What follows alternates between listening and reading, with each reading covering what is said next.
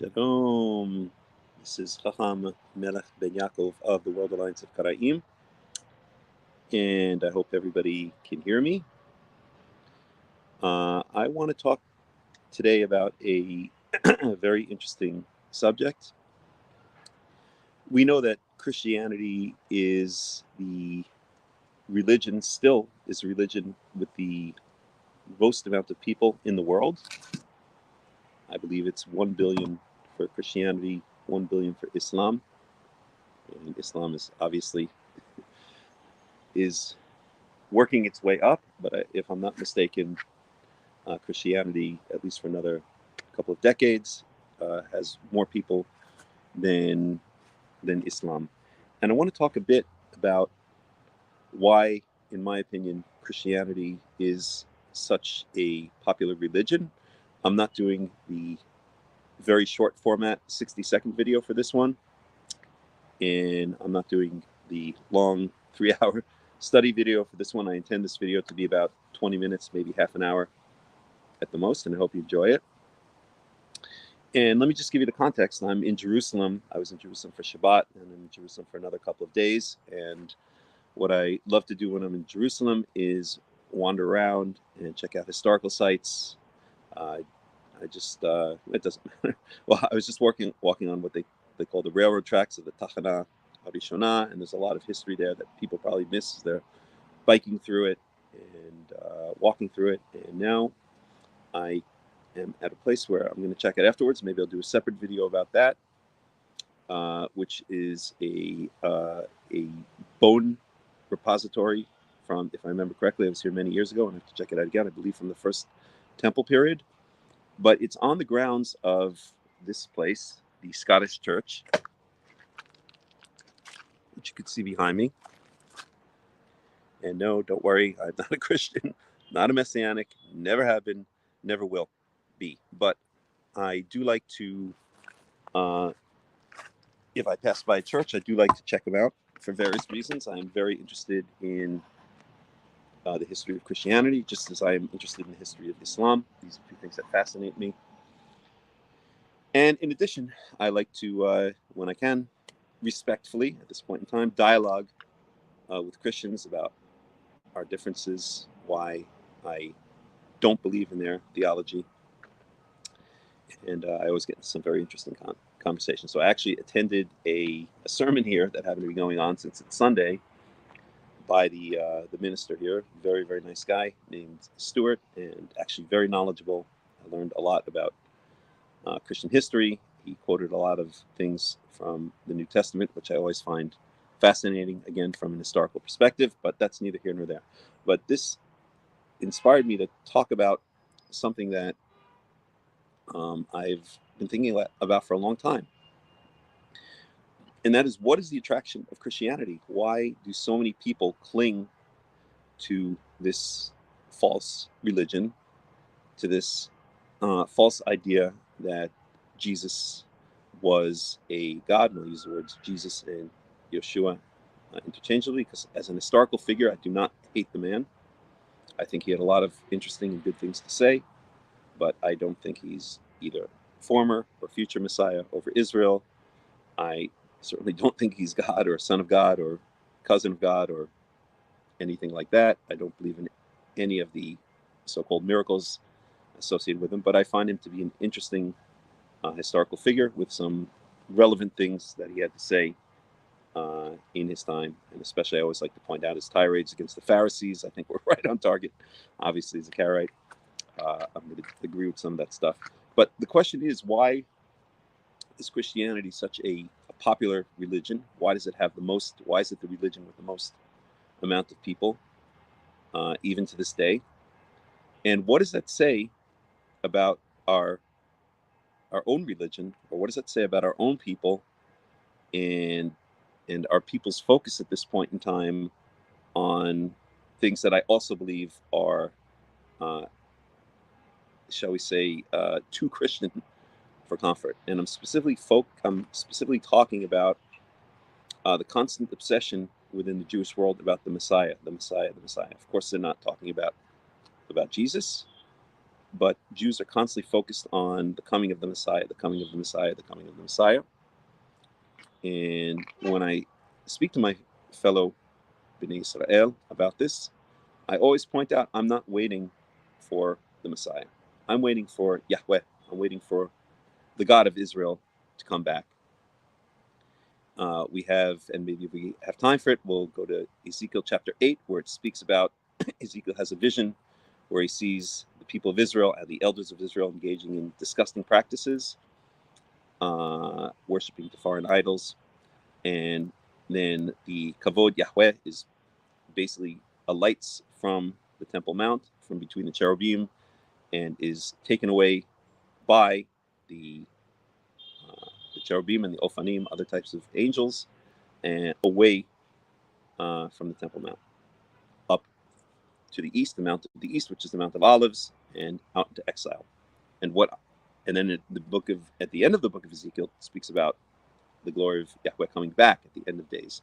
So when I speak to my fellow Jews, my fellow Israelites, I say I'm not waiting for man. I'm not waiting for Messiah. That is too Christian for my tastes. I'm waiting for Yahweh to return to Jerusalem. I'm waiting for the Kavod Yahweh, how would you even describe it? The essence or the emanation of Yahweh on this planet, which has no shape, no form, does not exist in time and space, but somehow is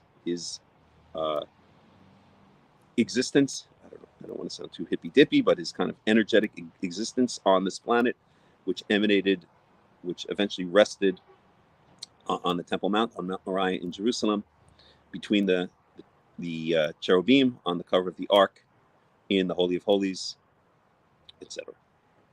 So that's what I'm waiting for. I'm not waiting for a Messiah. I'm not waiting for Mashiach. I'm waiting for Yahweh. And yes, it's true that there are many of end of days prophecies that speak about the restoration. Let me go here more into the shade. The restoration of the Davidic dynasty. And that's wonderful. That's great. I'm definitely looking forward to that. But I'm not waiting per se for this man called the Messiah that so many Jews are waiting for. I'm waiting for the Kavod Yahweh, for Yahweh, Elohei Yisrael, Elohei Abraham, Elohei Yitzchak, Elohei Yaakov, to return to Jerusalem, and then he will set in place whatever he needs to set in place for the appropriate leader from the house of David to be placed over our nation, and to assume the role of king. So let's talk about a couple of things. So the topic of this talk is, why is Christianity so popular? And then secondarily, I want to say how these I would say reasons that Christianity is so popular have filtered their way into our own people to its detriment, although it's completely human feelings, as we'll talk about. But let's dig right into the meat of the matter, and I'll bring up some verses from the Tanakh to speak about this. Let me just find it here. And the first thing we're going to talk about is the golden calf. That's in Exodus chapter 32. We all know the story of the golden calf. And the general idea is that it is very hard. So this is why Christianity is so popular. Let me let the cat out of the bag, or let me say the end of the story before I give the meat and bones. The reason that Christianity is so popular is that it's very hard to relate to an ineffable God, to a God that has no physical form, as our God, Yahweh, has absolutely no physical form, that lives outside of space and time, as our God does, although he has his emanation, the Kavod Yahweh, that exists within space and time. That's a whole philosophical story for another time. But it's very hard to relate to a God that we can't see, we can't feel, we can't touch, we can't hug, we can't look at with our eyes, with our physical senses. And when does this difficulty become exacerbated or become exaggerated? It's when difficult times come. So let's say we have difficult times in our own life. I don't know, whatever. and we call out to Yahweh, the Elohei Israel, and we hope he answers, but he doesn't answer. As sometimes he doesn't, or he always answers, but maybe not in the way we expect, or maybe not in the timing we expect, but we feel that he hasn't answered us. So this now can create a crisis in faith, and this is exactly where we can be tempted or make the jump over to looking for a God that is more accessible to our senses, to our eyes, to our ears, to our sense of touch, etc. And this is exactly what the Christians do.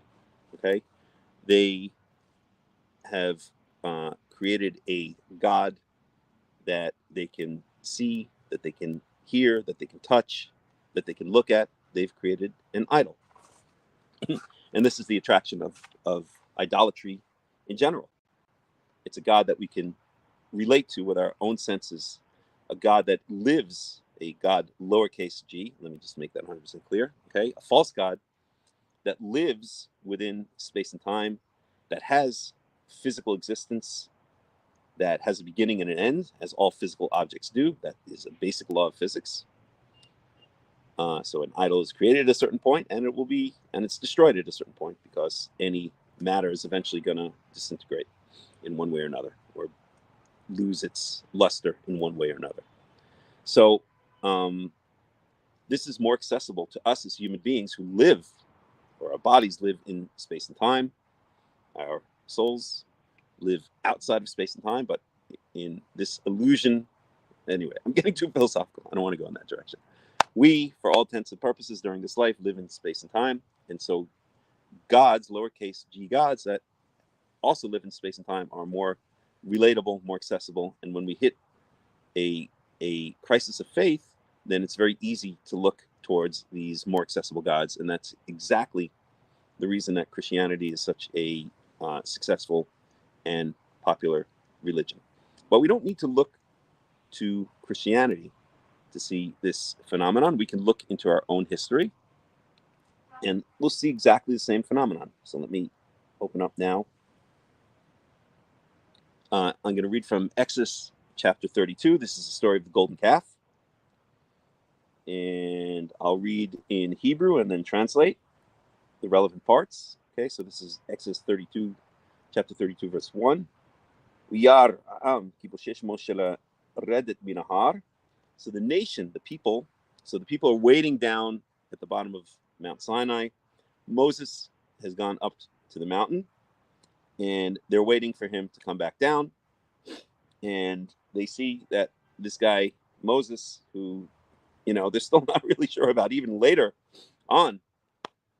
We just spoke about yesterday in Numbers 11, where the people of Israel get clamor for meat, and they're like, and Moses says, why are you putting all this on me, Yahweh? Are these my own children? Have I given birth to these people? And then Yahweh agrees to allow Moses to transfer some of his ruach, the ruach Yahweh, the spirit of Yahweh, onto 70 elders. And so there's always this relationship, like the people are really almost until the end. Well, by the end, by Deuteronomy, I think they're kind of used to him, but Deuteronomy takes place 40 years later. And but leading up to that time, the stories when the people of Israel first came out of Egypt, they're not sure, who is this guy Moses? What does he want from us? Is he really going to help us? Can he really deliver what he says he's going to deliver? And Moses is really not too sure at times about the people of Israel. I've had enough of these people. Why should I carry all this burden? Did I give birth to them, etc.? So Moses goes up to the mountain, and it says in Exodus chapter 32, verse 1, so the people saw that Moses was taking too long to come down from the mountain.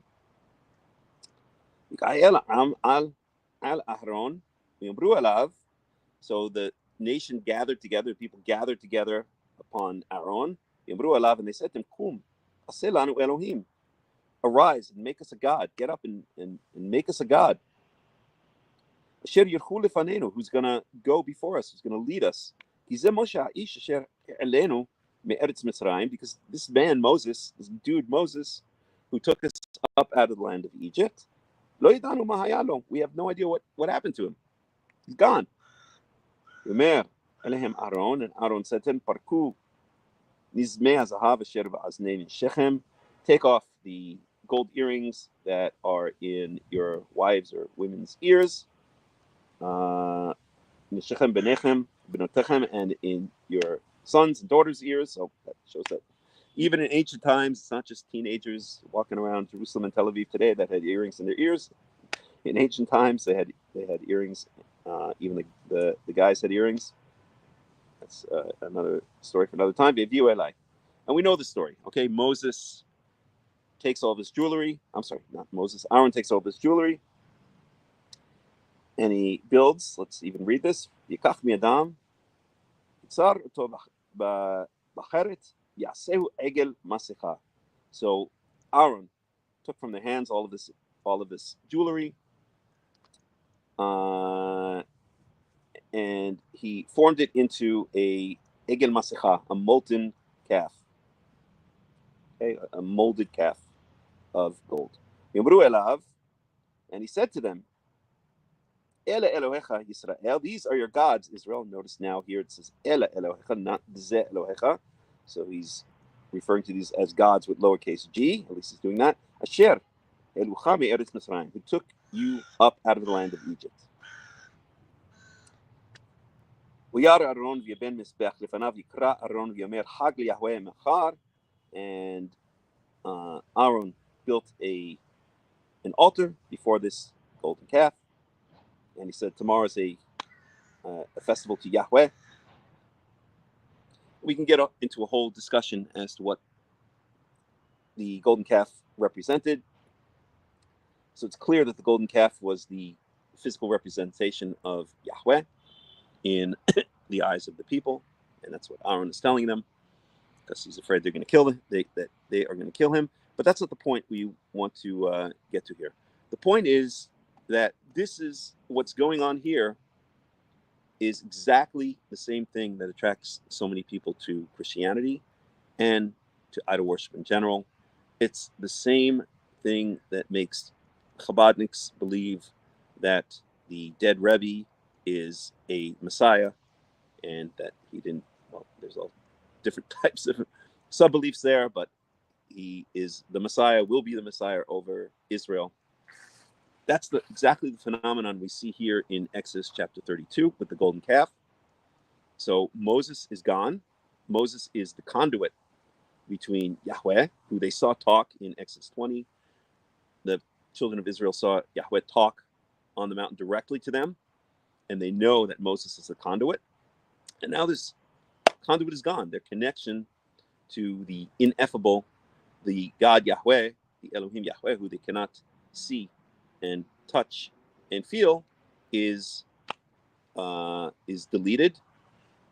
And so now they turn to something in their time of stress, right? And this is what we mentioned earlier.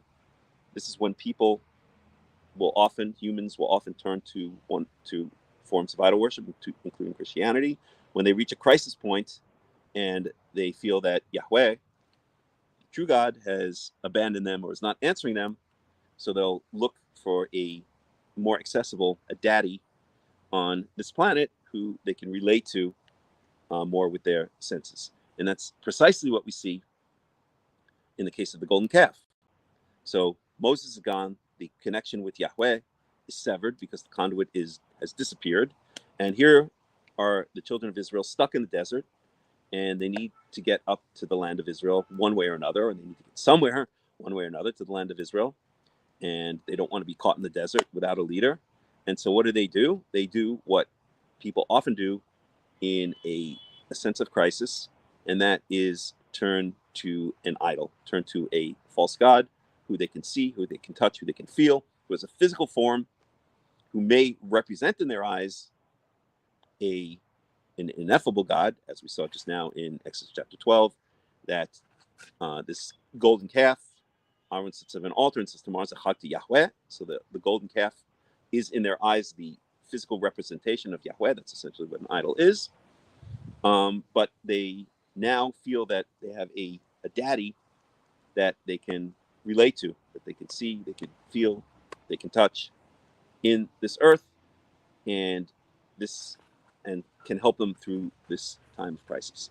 So that's a very important thing to point out, that idol worship becomes, and Christianity becomes super attractive during crisis points. And I was speaking to somebody the other day back in Qara'im who pointed out that the Christian missionaries are hard at work since October 7th because so many people in Israel have felt a need to feel safe and to feel protected, and they feel that Yahweh has abandoned the people of Israel because he allowed October 7th to happen. And so the Christian missionaries are having a field day because in this time of crisis, they can now come along and they can offer a God that can be seen and felt and touched, and that God, of course, being lowercase g God, false God being, of course, Jesus.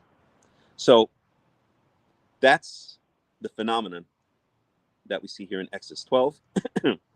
And that's the phenomenon that we see in the attraction to this false religion, this idol worshiping religion of Christianity. I want to talk about another verse that brings this point out as well. We'll bring it up, or another story, I should say, that brings this point out as well. And that's when, here we go. And that's when Israel clamors for a king. And that's in 1 Samuel chapter 8. So Samuel is the last judge of the period of judges. And Samuel has just defeated the Philistines, but it's been a difficult battle. And the people of Israel are obviously feeling vulnerable, or they're feeling like this setup that we have. The judges were, in a sense, a continuation of Moshe. They were conduits between Yahweh, the ineffable, the God that you cannot see and touch with and feel with your physical senses, and the people of Israel. And they just barely, they had all these trouble with the Philistines. Shmuel was able to defeat the Philistines, but now the people have had enough. They want a daddy. They want a leader who is not just a conduit, but who is more like a human God figure. And so they clamor for a king, just like the rest of the nations. And that's what we see here in 1 Samuel chapter 8. I'll read a little bit. So let me skip a little bit because it's not relevant to our talk right now. But basically, Samuel has grown old. He appoints his sons to take over as judges over Israel, and they are corrupt. And then it says in 1 Samuel chapter 8, verse 4, ויתקבצו כל זקני ישראל, יבוא אל שמואל, so Haramatha. So all of the elders of Israel gathered together and came to Shmuel, who was in the town of Ramah, which many people think is modern day Ramallah, but it's another point. ויאמרו אליו, and they said to him, הנה אתה זקנת ובניך לא הלכו בדרכיך. Behold, you have grown old, and your sons have not followed in your ways. אתה שימו. Let me just go here where the sun is not right in my eyes. אתה שימה לנו מלך לשבטנו ככל הגויים. And now place over us a king for our tribes, or over our tribes, ככל הגויים, like all of the nations have, like all of the peoples have. Exactly as is spoken about in the Torah. Yar hadavar be'einei Shmuel. This thing was bad in the eyes of Samuel. Kasher amru tana lanu melech lishvatenu. When they said, give us a king for our tribes, over our tribes, yitpaleh Shmuel el Yahweh. And Shmuel prayed to Yahweh. Verse 7, this is again 1 Samuel chapter 8, verse 7 now. Yomer Yahweh el Shmuel, Shma b'kol ha'am. So Yahweh said to Shmuel, to Samuel, listen to the voice of the people. And everything that they are saying to you, ki lo otra ma'asu. And this is a key verse here, and maybe we'll stop right after this verse, because it is not you that they've grown weary of. It's not you that they're sick and tired of. Ki oti ma'asu mimloch alehem. But it's me that they've gotten sick and tired of, that they've grown weary of ruling over them. Verse 8, Kechol amasim asher asu miyom eloti otam mitzrayim.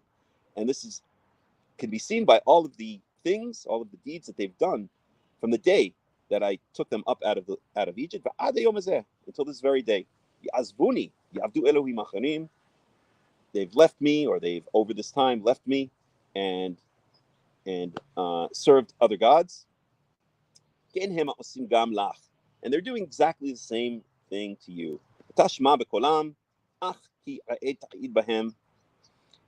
And now listen to what they're telling you, and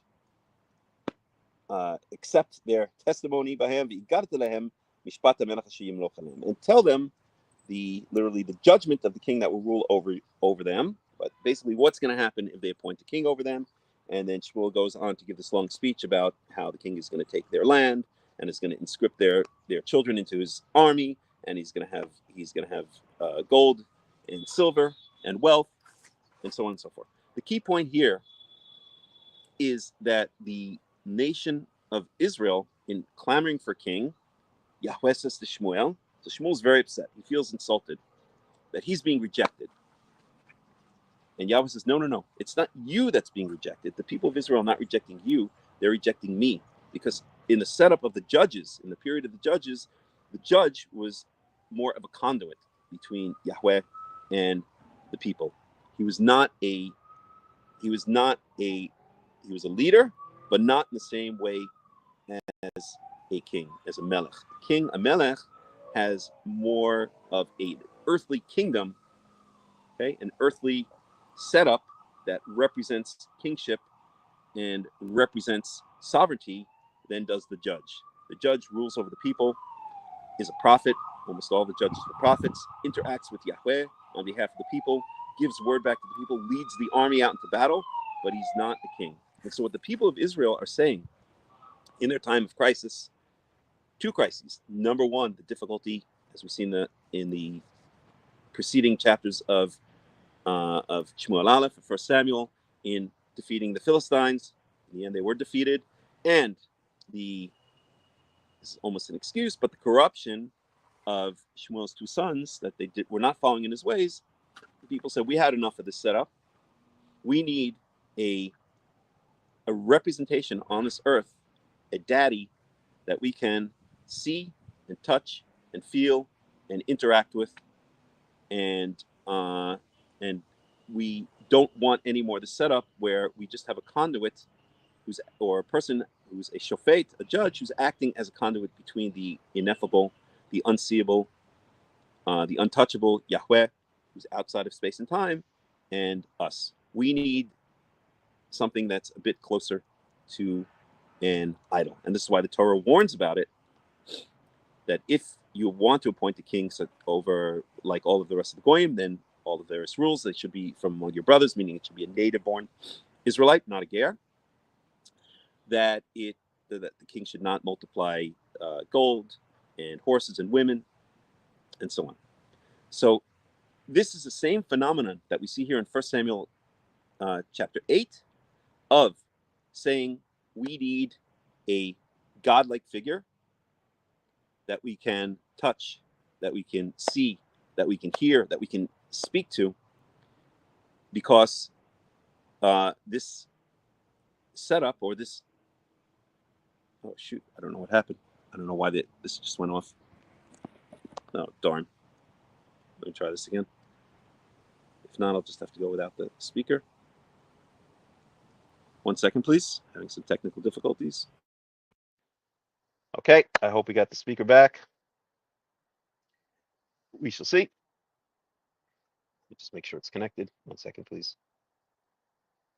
Not so connected, so I'm going to hope it's connected. So let me try to sum up before we have more technical problems. So this is what we see in Israel clamoring for a king. It's the same phenomenon that we see in Exodus chapter 32 when Israel clamored for a god, lowercase g, an idol, a golden calf that they can touch, that they can see. It's the same phenomenon that happens so often when people reach a crisis point or a point of crisis in faith, and they think that this God in the sky, quote unquote, Yahweh, this God, this Elohim that we can neither touch or feel or see, has abandoned them. And then it's very tempting at those points. It's very tempting in general, but especially at those points of crisis, to then look for a physical object, whether it's a human being, such as the false god Jesus, whether it's a human being in the form of the king, of King Saul, and then King David, and then so on. Remember, the king over Israel was not the intention of Yahweh. It was a concession to the people's need for a physical object, for something that would be like an idol. Of course, the king over Israel is not an idol, but it's a concession for that need of the people to have an idol-like figure. And then, of course, the Torah puts rules around it to make sure that that person does not turn into an idol, right? He cannot have too much gold. He can't have this huge, elaborate physical kingdom on earth. That was, of course, a mistake that Solomon made, married all the foreign women, ultimately got him to worship foreign gods, and that was the end of the United Kingdom of Israel. But it's the same phenomenon. And this explains the attraction of the golden calf in the desert. It explains the clamoring of Israel in 1 Samuel chapter 8 for a king. Yes, thank God, Yahweh put laws around that king, so he does not turn into an idol, but it's that same desire. The people of Israel were clamoring for a physical father, a daddy, who they could see, touch, feel. And it's the same phenomenon that makes Chabadniks, sadly, say, Yechia Donenu, Morenu Rabenu, etc. It's the same phenomenon that makes Chabadniks believe that their dead rabbi, their dead Rebbe, is a Messiah. And it's the same phenomenon that makes the false religion of Christianity and the false god of Jesus/Yeshua so popular. And that explains why Christianity is so popular. It explains especially why Christianity is so popular in times of crisis. It explains why Christian missionaries are having a field day here in Israel since October 7th, 2023. And it's important for us to understand this phenomenon to A, prevent ourselves from falling into it, and B, to fight against it. And I don't mean at this point in any way physically, to do what we can within the context of the laws of the state of Israel to fight against it. Philosophically, by understanding what the cause of people's attraction to this false religion is. Okay, I hope it's clear. I hope I've made my points clear. I think I have. And I will end up by saying what I said before. Very briefly, if we look in Ezekiel chapter 8, we could see the glory, the kavod Yahweh, the glory of God, God's emanation on this planet, leaving the Temple Mount, going up to the Mount of Olives, and then going out into exile. And then in the end of the book of Ezekiel, let's see if I can find it actually, it speaks about in the end of days of that kavod Yahweh, that glory of God coming back. Let me see if I can get it up here. Ezekiel Maybe I'll just read it in English to make it go a little bit quicker. Oops. Give me a second here. I should have prepared this before, but that's okay.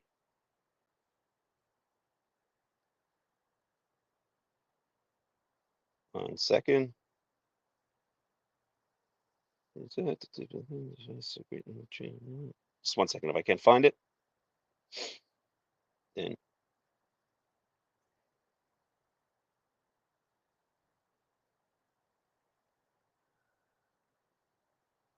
okay, I can't find it now, so it doesn't matter. But at the end of the book of Ezekiel, it talks about the glory, the kavod Yahweh, coming back through the Mount of Olives. It says explicitly entering from the east to the Temple Mount and reseating itself on the Temple Mount. So when people ask me, or when people say we need Mashiach now, we're waiting for Mashiach, Mashiach can come tomorrow, Mashiach is going to come every day, I see that as a Christian phenomenon that has infiltrated its way into, not a Christian, but that natural desire towards idol worship that has infiltrated its way into the Jewish world, into normative Judaism, rabbinical Judaism, and into the thought patterns of the people of Israel.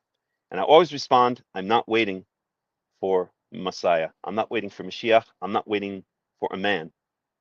The Christians are waiting for a man who they think is a God. I'm not waiting for a Messiah, a man. I'm waiting for the kavod Yahweh, the glory of Yahweh, the untouchable, the unseeable, that ineffable essence of Yahweh's emanation on this planet to return to Jerusalem through the Temple Mount, enter through the eastern wall or the eastern gate of the Temple Mount and reassume its place on Mount Moriah. And then Yahweh, once his presence is restored in Israel and Jerusalem, then he will hopefully, not hopefully, he will, according to the prophecies, then restore a leader over Israel, a king from the line of David. And that's what I'm waiting for. I'm not waiting for a man. I'm not waiting for a Messiah. I'm waiting for Yahweh. I'm waiting for the kavod Yahweh, the glory of Yahweh. And if you want to do a very interesting study, look up kavod Yahweh throughout the Tanakh, and you'll get the idea of what I'm saying here and what I'm talking about. But that's what I'm waiting for. I'm waiting for Yahweh. I'm not waiting for a Messiah. So with that, I'll end it. I hope you've enjoyed this talk. And we'll do another one soon. Let's see, how long has this been? 37 minutes. So a little bit longer than I expected, but that's okay. This is Hakham Melech Ben Yaakov of the World Alliance of Qara'im, signing off from right outside the old city walls of Jerusalem, and wishing everybody a Shavua Tov, a good week, and we'll speak to you again soon. Toda rabah.